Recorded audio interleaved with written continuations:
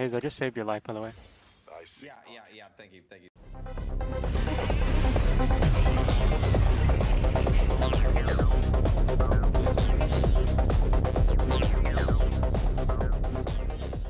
Hello, and welcome back to Frontlining 101. Last time we talked about space. But what about when that space is taken away and you're put on the defensive? Let's find out. What is peel? Peel describes a scenario in which a player on your team is getting attacked by someone on the enemy team, typically multiple enemy players, and using your own abilities or even their life to peel the enemy off their teammate. Essentially, this just means protecting your team from threats. Why is this important? Peel is important as frontliners generally are not going to be the most valuable person on the team, unless you're very fed compared to your teammates. Even if it means ignoring the front line, you may need to be able to peel for the person your team is going to rely on for the most on the fight. The best example of this is your carry. If he dies, then the rest of your team is likely to follow. Even if someone such as a dynamo lands a black hole, you may not have the carry's damage to capitalize on it. Carries typically have some sort of escape or peel tool, but it can only get them so far. This is where you come in. However, keep in mind it's sometimes not always the carry that needs to be peeled. Sometimes it's a lash or a dynamo, people with teamfight winning ults that the enemy will look to jump first.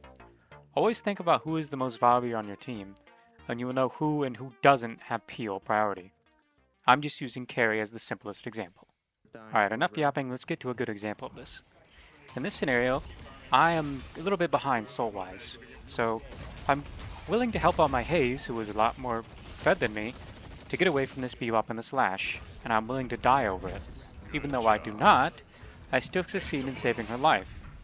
I peeled for her from the bebop and the lash, and she's able to get away. Hayes, I just saved your life, by the way. I see. Yeah. Thank you. Even outside of team fights, small skirmishes are bound to erupt at some time, just like the clip I just showed you. And especially late game, picking the carry is going to be a massive advantage. I know that Hayes isn't the carry there, but it's a simple clip we can use to get started. Now almost anyone can peel for a teammate. Even just fighting them as another DPS character can be enough to help them survive. But frontliners typically have methods to force the enemy to draw their attention to you instead. Let's take a look at another example here. In this scenario, my Lash is a very valuable teammate right now. If he gets killed by Warden and Hayes, they're going to get a large amount of money. I throw myself into the fight so that way they focus on me instead. He's able to get away, even though I die for it, and this is a worthy trade. In case that didn't help, let's take a more mental example. Imagine you are a Wraith, and you are getting jumped by a Drifter. You're able to TP out, but he has his mark on you.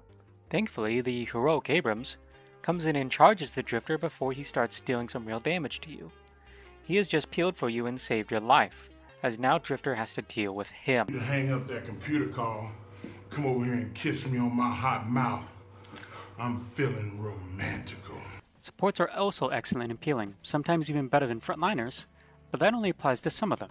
For example, a Calvin would be amazing as you can just dome his carry to save them, but if a Paige tries to peel outside of her abilities, you know, her stun, root, and shield, she's just as likely to die to the enemy as the carry themselves. The reasons frontliners differ from supports when it comes to peel is generally due to the fact that frontliners force the enemy to deal with you instead of them. A support can mitigate damage and heal, but they can't always make the enemy get off per se. That is why frontliners do it differently, not necessarily just better. Now let's go over a list of things that are considered hard peel as well as soft peel. Hard peel involves, but is not limited to, stuns, knockups, disarms, and displacements, or just crowd control in general. And soft peel includes, but is not limited to, damage, threat, body blocking, and slows. Now that we know what peel is, and what's the difference between hard and soft peel, let's take a look at a few frontliners and see how they go about peeling. Let's see what this dick can do. I spoke about him earlier, so I won't go into much detail, but he is probably the best example of this. Soda Charge not only stuns the enemy, which is great in its own right, but he forces the enemy attention onto himself. The burst damage from the charge combo may be enough to scare the enemy away, or give your teammate the damage needed to fend them off. This also can also be useful when there are multiple enemies, as they either have to respond by dodging it, or take up to 2 stuns from ult and charge, giving your teammate breathing room to back away or finish them off. Am I gonna get a thank you? Of course not. Billy is very similar to Abrams, but a bit worse due not to having a stun to fully stop the enemy. What Billy does have, though, is a much higher damage potential in killing the enemy himself. He already has good crowd control with knockups, which already disrupt the enemy, but a ram and 2 bastions provide a large amount of damage, which could be enough for the enemy to reconsider their approach. Chain Gang works in a similar vein to Abrams' shoulder charge and forces the enemy to deal with you. You have to either get away from the chain, taking attention away from your teammate, or forced into your face, exactly where Billy wants you to be. Of course, limiting movement options also helps prevent diving. Maurice is going to find you. Mullen Krill is probably the simplest example. Combo stops an enemy in place completely, letting your teammate either get away, or, better yet, leading them to dying instead. Sandblast also disarms enemies, which can save a lot of damage from leading to your carry. To a lesser extent, Burrow also has some potential with its knockup. You are a puppy that pisses on the rug. Yamato's Pursuit playstyle in a similar way forces the enemy to deal with them first, as you can essentially grapple to an enemy and slow their fire rate with Crimson Slash, and make them either eat a max power slash, or give your teammate the potential damage to finish them off with it. This fits best when the carry is getting jumped by another carry type character. Think of a Haze or a Drifter, and the fire rate slow is very effective in slowing down DPS. Her lack of crowd control definitely makes her a bit weaker when it comes to peel though. Say hello to our Walker. Bebop is somewhat of a frontliner, so I will include a section on him as well.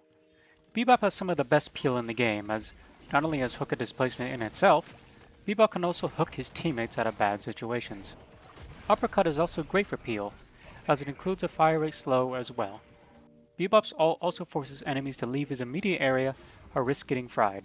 Overall, Bebop probably has some of the best peel potential out of everyone I've listed so far. However, not all frontliners are created equal in this department. Shiv and Victor may have incredible damage potential, but their lack of crowd control makes them less suited to hard peeling for your teammate, though anyone can be valuable when it comes to peel from damage and threat alone. Peeling is great, but sometimes it's not always the best to help your teammate, and it's better to be focused on something elsewhere that helps you win the whole fight. For example, if your team is fighting a 3v3 and another teammate is getting jumped, it is usually best to make that fight a 4v3 instead of a 3v3. This will give you the numbers advantage. Even if your teammate is getting jumped and the backline dies, but you kill the rest of the team, that's a far better trade than taking the chance your team wins the 3v3 to help your teammate getting jumped. This is especially relevant if you have a team fight winning ult, Chain Gang being a great example of this. Always be asking yourself this question: is saving my teammate here worth giving up what I'm currently doing? Times it's yes, and other times it's no. I think it's time we take a little test. Hey guys, it's me, Billy. But wait, yo, man. Yoshi. Let's just get it over with. Your Wraith is currently getting jumped by a Drifter while preparing for the fight on the Rift. Rift has not yet spawned, but your Calico and Ivy are currently fighting a Kelvin and Paradox on top of one of the roofs. You are currently on the opposite roof, as in Abrams. You can either make it in time to one of them, but not both. What do you do?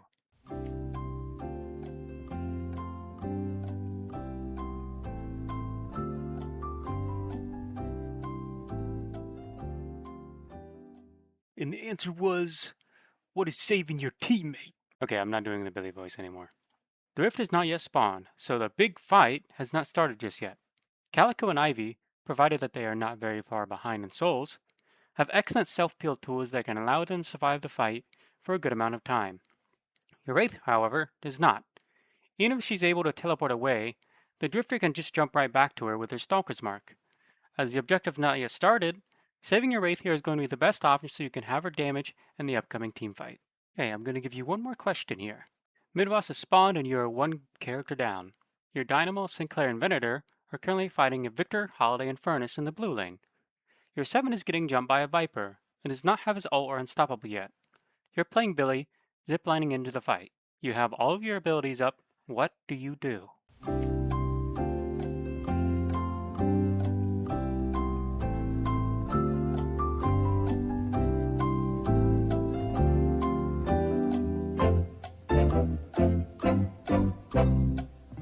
And the answer is helping your team. While your 7 dying is particularly bad, right now your team fighting is more important. If they lose the fight, you have nothing to contest the mid. Perhaps your team wins the fight with a black hole, but there's a chance you could have prevented him from needing to use it altogether. If Sinclair dies, there isn't going to be bunnies to help you contest the mid when Rejuve drops. Even if 7 dies to the Viper, but you win the 4v3, you'll be in a far better scenario to contest the objective. Except I actually tricked you.